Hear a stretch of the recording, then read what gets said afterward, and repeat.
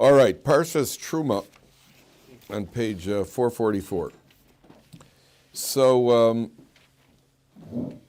the Torah starts like this: Vaydaber Hashem Moshe lemor, Daber el bnei Yisrael v'yikchu li Terumah. That's a very strange turn of phrase. They shall take for me a Terumah.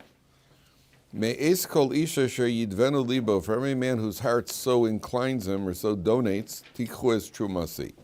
There's a lot of discussion here. The first thing, the first discussion here is on the expression v'yikchu li Terumah. They shall take for me a Terumah. Now, before anything, I just want you to understand that you have over here in the next five parshas of the Torah are going to be describing the mishkan and the utensils and the clothing of the Kohen Gadol, the clothing of the Kohanim, five parshas in the Torah. The entire creation of the world is all of 31 psukim. And then you got five parshas in the Torah talking about the mishkan. So the obvious lesson is, you know, if there's so much discussion on it, that obviously this seems to be, so most people would tell you, well, the most important event in history is the creation of the world. Because with no world, there's nothing in there. So all surveys, all studies have shown if there's no world, then nothing happens, right? But at the end of the day, the world wasn't created just to be a world. The world was created for a purpose. In the Mishkan, which is the Torah and Kedusha and the Shekhinah, the divine presence, so that's the real purpose of the creation. And the Mishkan is a lesson. We're going to see what the lessons are. But when you stop and think about it, the entire creation in Bereshis is described in 31 psukim, none of which we understand. At the end of the day, it leaves you with confusion. And all of a sudden, you got five parshas. It goes with all the details of the Mishkan, but I'm not building a Mishkan, and you're not building a Mishkan. We'll see that we are. So the Torah goes through five parshas of the Mishkan, number one. Number two, this expression, v'yikchu li Terumah, right? So Rashi says, what does it mean, yikchu li Terumah? Li shmi. First Rashi. He says, you'll take it for me, li shmi. Like we say, li shma, it should be with devotion to Hashem. Take the Terumah, bring the donation. This Terumah, by the way, we're not talking about the Terumah that goes to Kohen. That's the Terumah that one day you'll be giving me, is or to a Kohen of your choice, Yonah, which is me. You are free to choose me. You can make any choice you want as long as it's me. But the what do you call it? Here Terumah means a donation. Terumah means a donation, and if you look at the word Terumah, it's really the word Torah mem. Right, the Terumah has the word Torah in it, Tav Vav Reish Hey, with a mem which is 40, the Torah which was given in 40 days. Because ultimately the purpose of the Mishkan, the what do you call it? Yeah, I know my mayor gets mayor. That's for mayor's benefit. Because the ultimate purpose of the Mishkan is for the divine presence to dwell there, which in the main utensil in the Mishkan is going to be the Aron Kodesh, where the Torah is. Okay, so that's the Terumah. Now, it's a very strange turn of phrase. They shall take for me a Terumah. Rashi says, li shmi. Now, what's the purpose of the Mishkan, gentlemen? By the way, before we go on, there is a fundamental disagreement among the Rishonim. Among the commentaries, there is a fundamental dispute. Was the Mishkan what we call lichatchila? Was the Mishkan a basic, was it supposed to be there? Or is the Mishkan only an afterthought? It's b'diavad. In other words, there's a machlokas. Let's say the Jewish people had not worshipped the golden calf. There are those that say that if they wouldn't have worshipped the golden calf, there wouldn't be a Mishkan, because then the divine presence would rest all throughout the Jewish people. And the Mishkan becomes the area, the tabernacle, they train it as the tabernacle.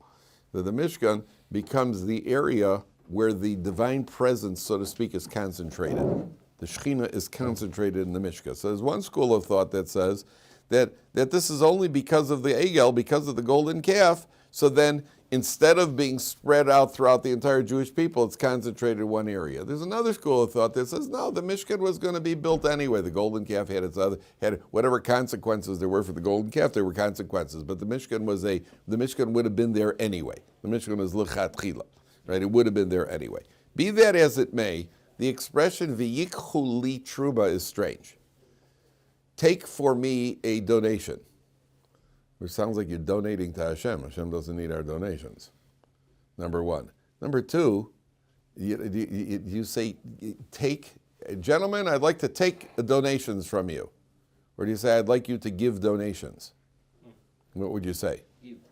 Give. Like I told you, the rabbi who gets up in his shul, the rabbi says to the congregants, listen, we need to build a new, we are going to build a new education wing in our shul. And I have some good news and I have some bad news. The good news is we already have the money. The bad news is it's in your pockets. Right? You give donations. I mean, to take donations is not so simple. To take donations out of, you got. But here it says, "Hi, come in, guys." It says, maybe just find some commotion for them for the page 444. I told you this. 444. Huh? They just wanted to see. Oh, I see. Oh, okay. Are we okay? We're going to see the future Kohen that give it too much. Okay. I know it's not related, but that's the Gematria of Mikdash. Curious. 4-4. I mean. What is it? 4-4. It's not related, but it's the Gematria. That's the Gematria of Mikdash is 444, and that's the page we're on.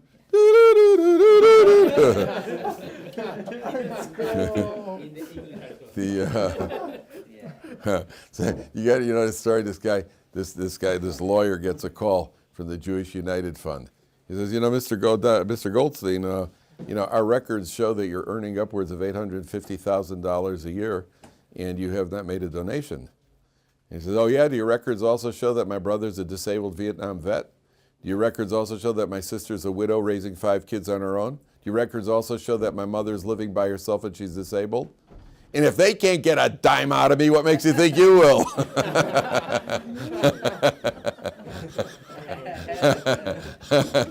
So when we're talking about Jews giving up money over here, getting donations for the Beis Hamikdash. So there are several lessons here. Lesson number one is, and this is a mistake, if I ask you, you're putting up a mezuzah in your home. Why are you putting up a mezuzah? Protection, right? The mezuzah affords protection, right? Right? That's not why you're putting up a mezuzah. You're putting up a mezuzah because there's a mitzvah to put up a mezuzah. We're not putting up the mezuzah for protection. It happens that it protects us. But we're not putting it up we're putting it up because there's a halacha you have to put up a mezuzah. You're blowing a shofar on Rosh Hashanah because it inspires you to do tshuva. That's not why you're blowing the shofar. You're blowing the shofar because there's a mitzvah in the Torah to blow the shofar. It happens to be that the side benefit is inspires tshuva. So Rashi's pointing out over here, V'yikhu li truma lishmi. Donate it because Hashem said to donate. Yeah, but we're donating it so that the divine presence rests in the mishkan. It's all very nice. That's all fine together. That's not the top level. Top level is donate because Hashem said to donate. Number one. Number two, v'yikhu li lishmi. Why does it say they should give? Why does it say they should take a truma for me? Why not say give? So you learn the Gemara in Kedushin. Maybe you learn the Gemara in Kedushin. What happens is interesting halacha. When you get married, you have to give a girl a shava pruta. You don't have to give her a ring, by the way. You will, but you don't have to. You can theoretically, you could take the pen and say hareyat mikudeshes li, right? Don't, right? Don't. She will not be happy. The photographer at the wedding will not be happy, right? You give her the right, but theoretically, and her brother is going to take you out in the back and beat the tar out of you. Yeah? So don't do it. I'm only telling you what works. Don't do it. Don't all of a sudden decide to apply your Gemara, right? Oh, by the way, I'm going to do something novel and creative. Don't. Very, very bad for your health. So what you do is you give a ring like we all do. Don't do anything different. Give a ring. How much does the ring have to be worth? A shava pruta. Okay? Now, what happens if a woman gives a man a ring? And she says, Hareyata mekudesh li. Are they married or not? No. Absolutely not. Absolutely not. A woman cannot make a man her. She doesn't take possession of you in legal terms. Obviously she does, but she doesn't take possession of you in legal terms. The man takes, he's laughing, you're laughing, huh? You wait, right? In legal terms, you're taking possession of her, which is why only the man could initiate a divorce, because you've taken legal terms. But part of taking the legal terms is why you give her a ksuba and why you take responsibility to support her and have to provide her finances. And if she goes to work and decides to quit her job, you have no legal recourse. Where if a man quits his job, Beis could flog him because you have taken on responsibility. You are responsible for her. So that's why the man gives the ring. As a matter of fact, there's a question about men wearing a wedding ring. Can a man wear a wedding band? Certainly you're not going to find many men wearing wedding rings in Mea Shearim or in Bnei Brak. But if it's a ring designed for a man, then according to halacha, it's permissible. But Reb Moshe Feinstein says, don't exchange the ring under the chuppah, because then people will confuse and think that that's part. She's acquiring you like you're acquiring her. That's not what's happening. Under a chuppah, when you give her the ring, and you say Areat Mikudeshes Li, for lack of a better term, and I say this again, for lack of a better term, she is transferring ownership of herself to you. There is an act of acquisition here. With all the singing and all the bubbies crying, at the end of the day, there's a legal transaction taking place. She's accepting the pruta in exchange for giving herself to you, transferring possession of herself to you. You have taken responsibility of her. And that is the legality of it. She does not take possession of the husband legally. You are legally responsible for her. Therefore, when she says, I acquire you, hareata mekudesh li, that doesn't work.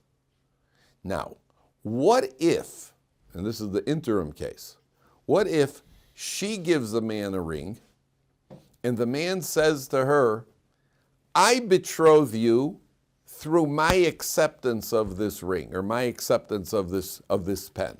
Now, she's not giving, in other words, if he gives it and he says it, it works. If she gives it and she says it, it doesn't work. What about if she gives the value and he makes the statement, I am acquiring you through you giving me this pen? Does it work or does it work? Does it work or does it work? He hasn't given her anything. The halacha is a man has to give a woman something in order for it to work. She's giving it to him. He's just making a statement. And does it work or not? The answer, the Gemara says it depends. Like all Gemara questions, it depends. What does it depend on? It depends on whether or not he's a prominent individual or not. If he's a prominent individual, then it works, because she takes pleasure in his accepting the pen. She takes pleasure. It's like giving a gift to the Queen of England, and the Queen would reject your gift. How would you feel? You actually feel good that she accepts it. So if he's a prominent individual, and she's happy to be married to him, and she takes honor in his accepting it, then it actually works. V'yikhu li truma means when we give to HaKadosh Baruch Hu, he accepts the donation. In fact, that's an act of taking. We are taking. V'yikhu li truma. By giving God, it's an act of taking. Wow. We're actually taking. That's why it uses that terminology. We have the honor of HaKadosh Baruch Hu accepting the gift that we're giving. That's an honor.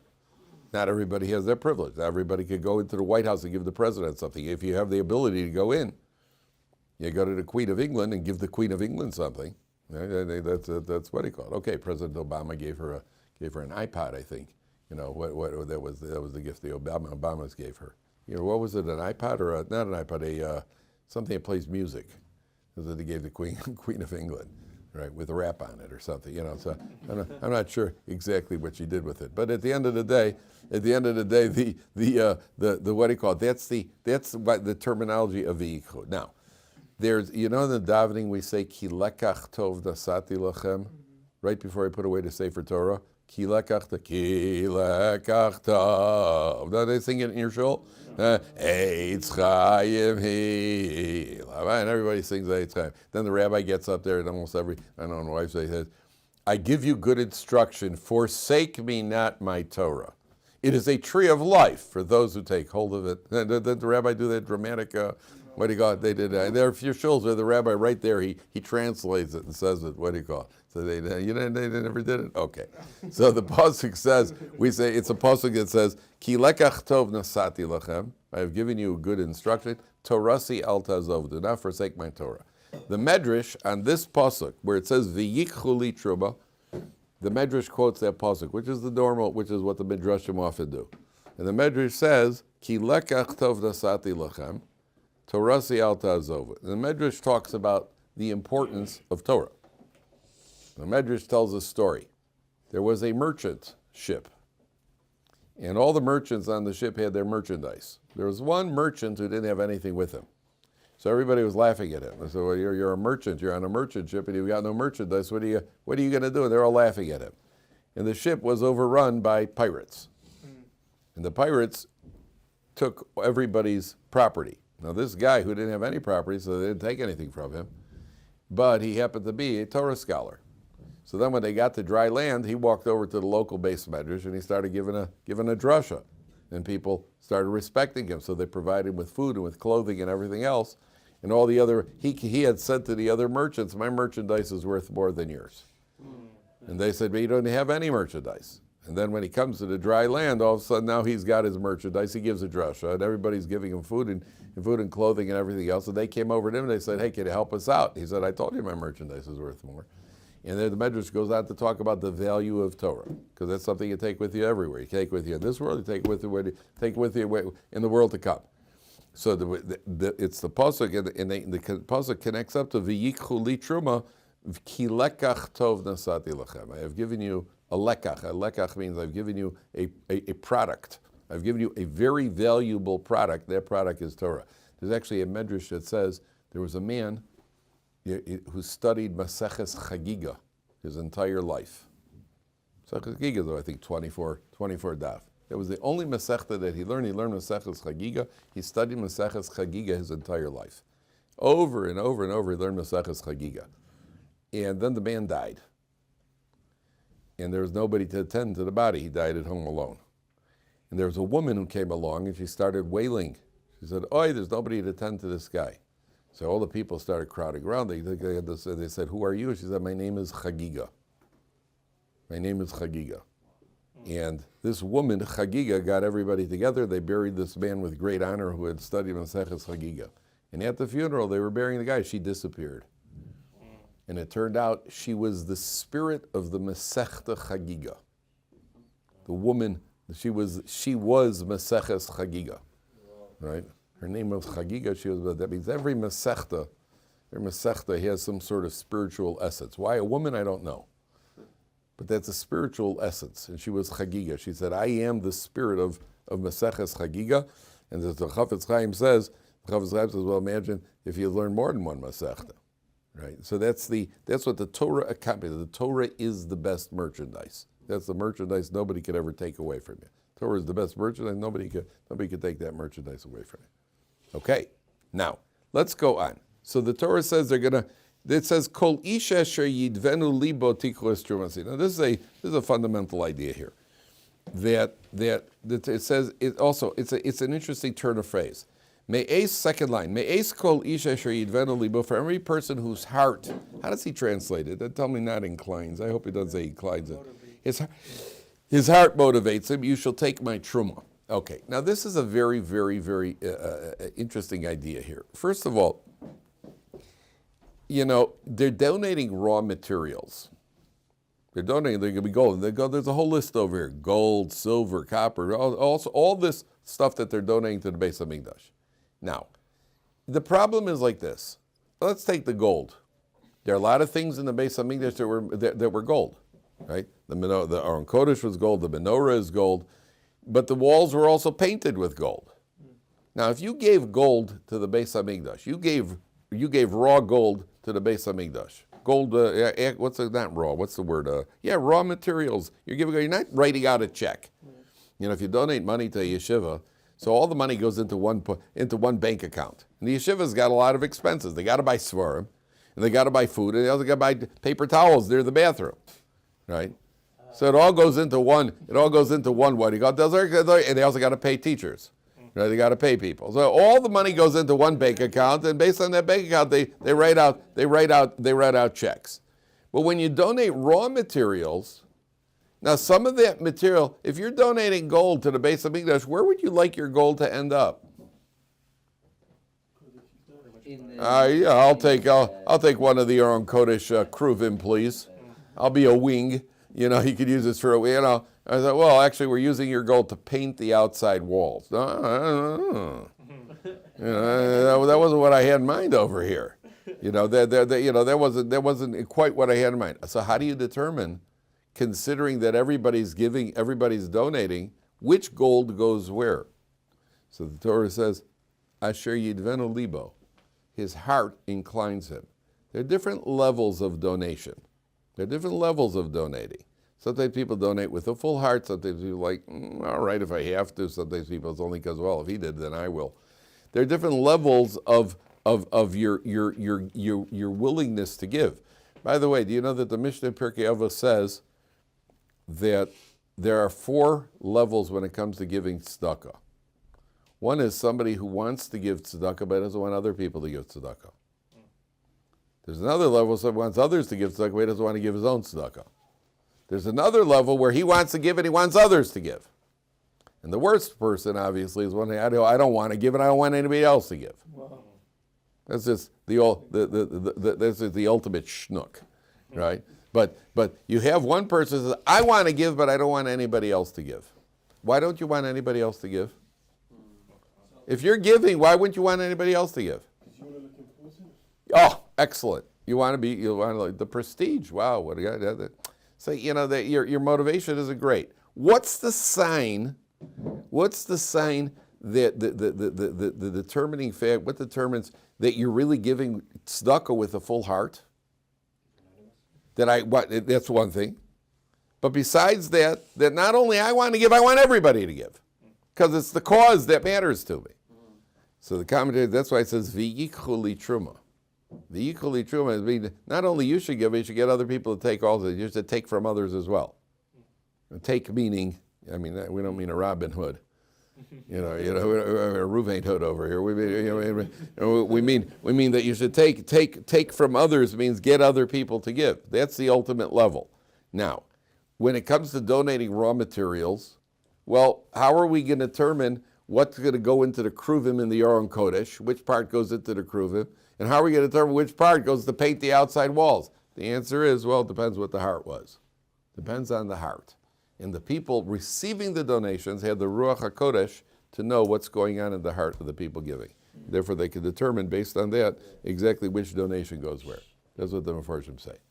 Okay? Now, so the Torah then goes through the list of all the various things that they're going to give. Now, Asher Yidvenu Libo, by the way, one of the commentaries say, yeah, very good.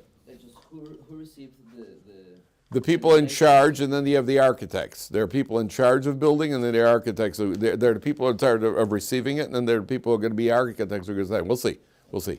Now, when it says Yidvenu Libo, so I saw one of them before say, you know what Yidvenu Libo means?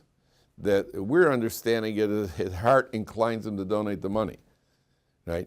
What Yidvenu Libo means that he would, if he could, he would give his heart. Which, by the way, is sometimes easier than giving up your money. It's like you say to your wife, dear, I give you my heart. I give you my full heart. She says, oh yeah, can I have the checkbook too? Well, that's in my wallet. That's not in my heart. Sorry, that you don't get. Sometimes to give up your heart is not so easy. Take my heart, just don't take my money. You know? So the what do you call it? The you're talking about Yidvenu Libo, it means you're talking about people who want to give. That's an amazing thing that they call. We're going to see that these are the things they call for donations, and the Jews rush to give donations, and they give so much that everybody say, "Don't bring any more." Now, is there any question that you guys have? There's something. Let's look at the list. Gold, silver, copper. Utecheles v'argomon, various materials, various colored wool, v'tolah shoni v'sheish v'izim, also oil, the whole list. Anything that you're curious about? Anything you're curious about? The last two stones. As a general, and they also have gems. Besides gold and silver, where are they getting materials? What's that?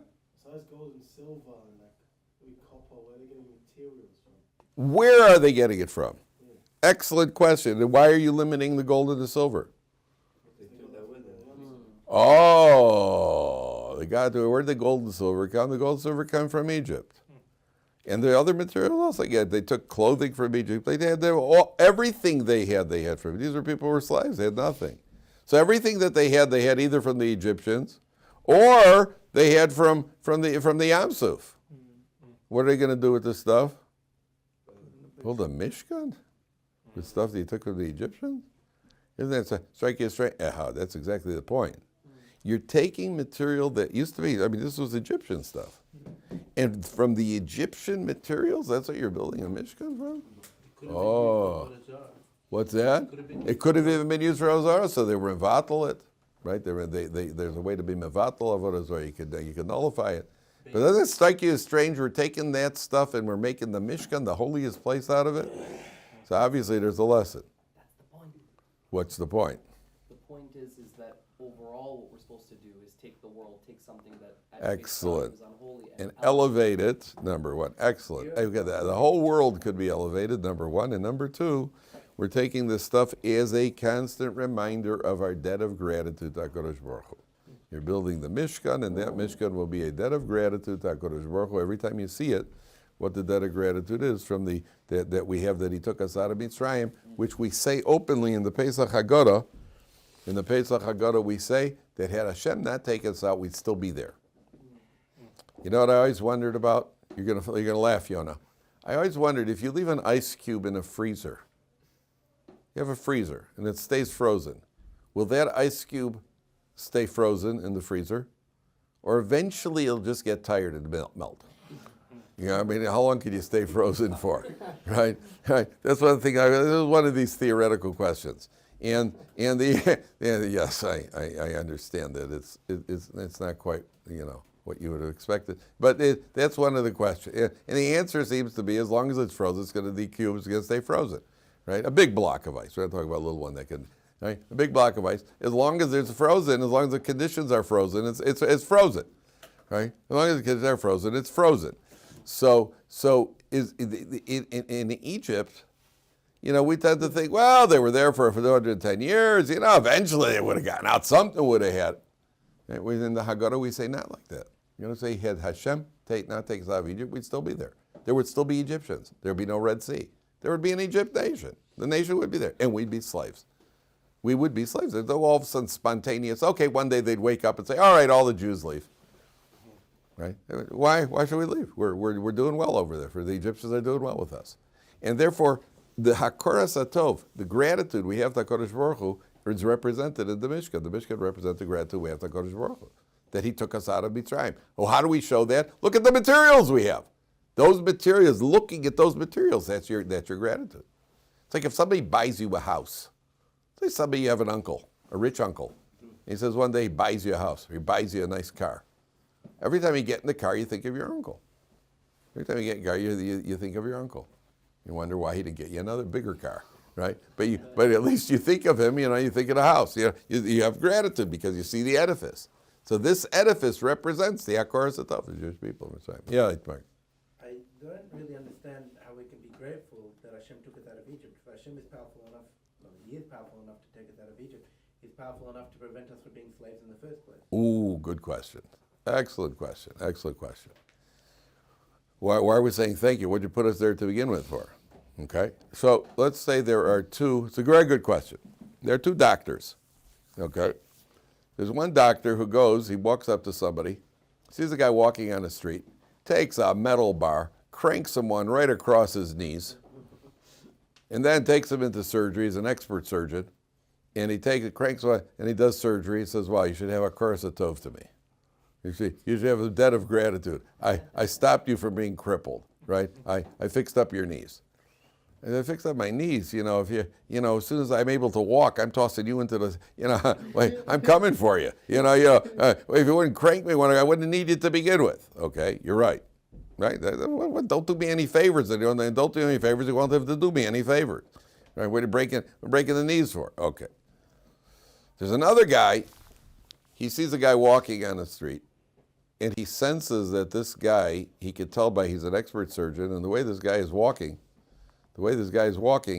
he could tell that this guy is suffering from a debilitating knee disease, that if he doesn't have surgery within 24 hours, he will be crippled for life. So he walks up to the guy and he breaks his knees so they could do the surgery. Then do you have to have a debt of gratitude to him? Yes. Why? Because it was necessary to break his knees. The Jewish people, starting with Avram Avinu, there was a flaw in their genetics, and the spiritual genetics got flawed. There was a flaw which began with Avram Avinu when he said to God, Bameh Eda, how do I know that it'll come happen? In other words, starting with Avram Avinu, who's the first person to recognize God, the Jews were meant to be at a level of faith, and they were at that level of faith, but they're cracked. That level, there was a crack, there was a breach. Where was that breach? The breach happened with Avram Avinu, when he said, Bameh Eda. In the same way that all the other spiritual genetics transferred from Avram Avinu, all Jewish spiritual genetics, right? Jews only buy wholesale, never retail, right? That's part of the spiritual genetics, right? And so all those spiritual genetics that transferred came from Avram Avinu, there was a flaw, and that flaw needed to be cured. And there was only one cure. The cure was putting the entire nation into Egypt, putting them in a situation where they would be despondent, and then seeing 10 plagues of the Kriyas Yamsuf, and that would reinstate and elevate that emunah. And therefore we have a debt of gratitude. In other words, it wasn't that, well, don't put us there, and then we won't have a problem. You had to be put there because you already had the problem. And therefore we have the debt of gratitude that once you put us there, you took us out. It's a lesson in life in general, by the way. Really, we should be grateful that he put us there and that he completed the whole Except the nature of the beast is that we're grateful. You're grateful to the surgeon after you get off the table, not before you're on the table. As you get on the table, you're like, oh, I'm happy you're doing surgery. You're happy when the surgery works. I told you this lady goes into surgery, and she says to the surgeon, life-threatening surgery. And she says to the surgeon, I just want you to know that if anything goes wrong, I don't fault you. She says, thank you very much. It's very generous of you. She goes, I just want you to also know if it goes right, I don't credit you, because you're just a shliach of HaKadosh Baruch Hu. You're just Hashem's agent. That takes guts. Ooh, that takes guts, right? So if a person, the whole point of it was to be taken out, and therefore we have a debt of gratitude. Now, take a look after this entire list, bottom of page 444, which is the gematria of Mikdash. Bottom of page 444. Is it, Meir? Yeah. Yeah, it actually is. Ve'asu li mikdash, they shall make for me a mikdash, v'shachanti b'socham, and I will dwell among them. Any problem with that pasuk, gentlemen?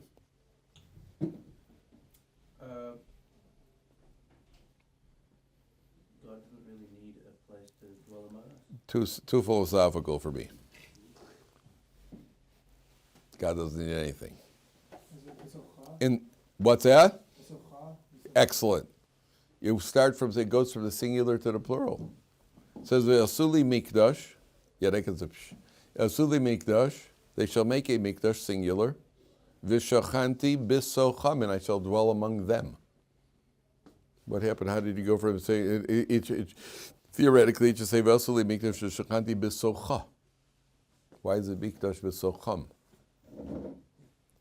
So the standard explanation among the Mefarshim is that every single Jew has to turn himself into a mikdash, right? That means that we, v'asu li mikdash, v'shachan, I will dwell among them within the Jews. I will dwell, each Jew, I will dwell in his heart. So you have to make a mikdash for HaKadosh Baruch Hu, and then when we make a mikdash, and this goes to what Yonasan said earlier, you have a mishkan, you have a mishkan. What does the word mishkan mean? What does the word mishkan? Mishkan comes from shachen, shochen, means what? The tabernacle, mishkan. That the divine presence dwells there. And you have a mikdash. The mikdash actually is the base of mikdash in Eretz Yisrael. So now the Torah jumps back from a mishkan to a mikdash over here. What's the difference between a mishkan and a mikdash? What happened to the mishkan? The mishkan is the dwelling in the desert. What was the state of the Jewish people in the desert? Well, they're eating mun. They're eating mun. They're drinking water. They're surrounded by the Eldanei HaKavod, and they basically have everything is taken care of for them, like living on kibbutz. Everything is taken care of on them, and all you got to do is just focus on ruchnius, focus on studying Torah, learning Torah. It's like being in kollel for 40 years of kollel, right? Not a big challenge, and it's an almost automatic. Build the mishkan, and the divine presence dwells there. What happens when they come into the land of Israel?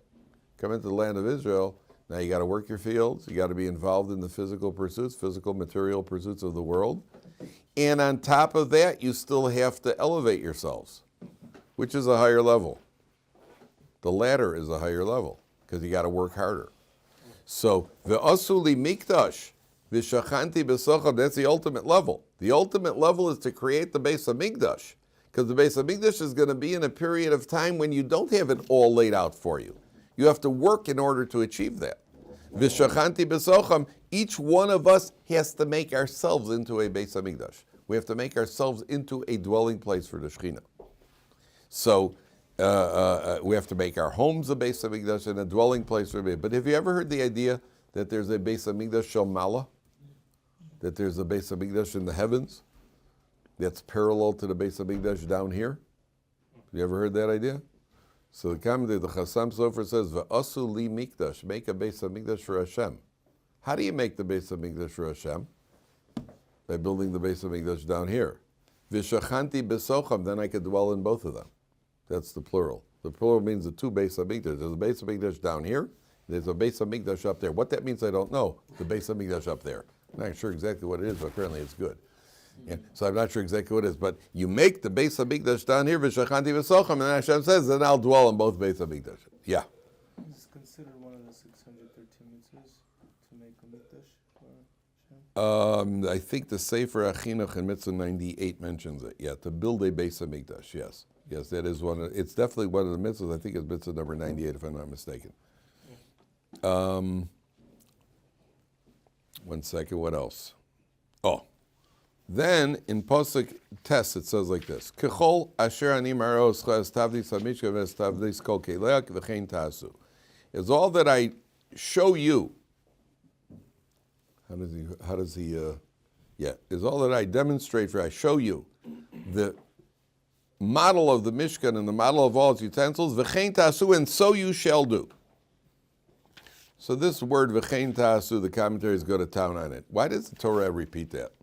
It says they should make. Let's read the pasuk again. Ve'asu li mikdash v'shachanti b'socham kechol asher ani maros v'asatav zavishkan v'estavitz kol kelev, is all that I showed you. V'chein ta'asu, and so you shall do.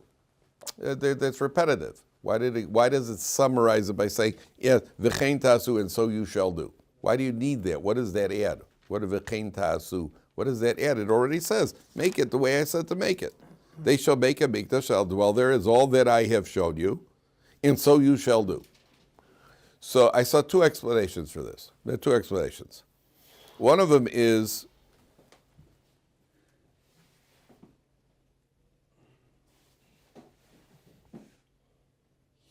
three explanations. One is that how did Moshe know what this is supposed to look like? How did Moshe know what any of it's supposed to look like? He was told, this is the measurement, this is how long, this is what it is. You know, if I tell you, I want you to build me something, and I tell you how I want it to look, right? How close is that going to be to the actual thing that I have in mind? Yeah, the best way, who's davening? I guess it's Jews. The best way to get it to look like it's supposed to look is by doing what? Yourself. I'll draw you a picture. Yeah. I'll draw you a picture. There were no pictures there. The only thing Moshe had a picture of was the menorah. Hashem showed him a flaming menorah. And even that Moshe Rabbeinu didn't make it. He had to tell B'Tzalel how to make it. What are the chances it's going to come out the way it's supposed to look? Not great. Not great. We're talking about some pretty elaborate stuff here. Says the Torah, V'chein tasu, Hashem is saying, and so you will do it. Don't worry about it. You make the effort, and you're probably wondering, how successful is this going to be? You do it. It'll be successful, number one. Number two, V'chein tasu teaches you, if any of you study architecture, okay, you got architectural plans, right? And I'm planning a small city or a small project over here. And there's a little dot on the paper. Now that dot represents about 10 stories of a building, right? Or represents a bridge. And then somebody just kind of erases the dot, right? You're gonna have problems. They once built a building, I think in Spain, they built like a 40-story building, and then they realized that, the Rabbi said, they built a 40-story building, and then they realized they had a problem because the elevator shaft sort of stopped at floor number 14. Yeah, that's a problem. So now they got to do some adjusting, right? There's somebody messed up on the plans. That happens. Somebody erased a dot somewhere. Somebody erased a line somewhere, right? And that line cost you 24 floors of elevator, right? That's a problem. So HaKadosh Baruch Hu said, V'chein tasu. There are precise instructions over here. They're very V'chein tasu. The same way that on architectural plans, you would do it precisely exactly the way it's supposed to be. The spiritual ramifications of the mishkan being built the way it's supposed to be built, the spiritual ramifications, V'chein tasu, build it exactly the way I tell you to build it, right? No changes, not even one dot. Everything has to be built precisely, because the same way in architectural design, every dot and every line and every, represents something. So in the mishkan, there are going to be spiritual ramifications. And number three, every Jew is a mishkan. Right? We are making ourselves into a mishkan. We're making ourselves into a mishkan. Mikdash. V'chein tasu. Do exactly what you're supposed to be doing. With your personality and your abilities and your inclinations and your job in Avodas Hashem, don't go do somebody else's job. Do what your job is. Right? You have a job. HaKadosh Baruch Hu gave you a role to play in Klal Yisrael, and it's not like anybody else's role. Do your job. V'chein tasu. Do your job and be happy about doing your job. And your job may be one thing. Your job is baba kama, and your job is to collect tzedakah, and your job is to give whatever your job is. V'chein tasu. Keep to the instructions that HaKadosh Baruch Hu has given. How you figure out what your job is a different question. But once you figure out what your job is, stick to your job. All right, TBC.